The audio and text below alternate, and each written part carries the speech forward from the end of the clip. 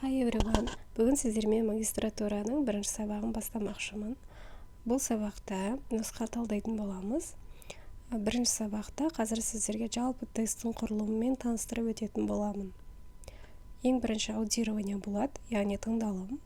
Бұл жерде екі тыңдайтын мәтін беріледі. Бірінші мәтін бойынша 8 сұрақ, екінші мәтін бойынша да 8 сұрақ беріледі. Келесі лексикалық, грамматикалық тест болады.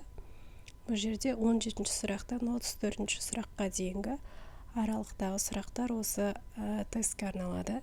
Келесі чтение, яғни оқылым болады.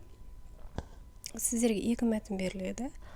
35 сұрақтан 42 сұраққа дейінгі сұрақтар ол бірінші мәтін бойынша. 43-тен 50 сұраққа дейінгі сұрақтар ол екінші мәтін бойынша болады.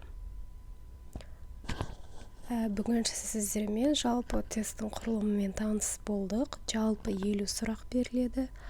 Каналға тіркеліп алыңыздар. Келесі видеоларды толық көру үшін колокольчикті басып қойыңыздар. Сонда жаңа видеолар көрінетін болады. Goodbye, see you next time.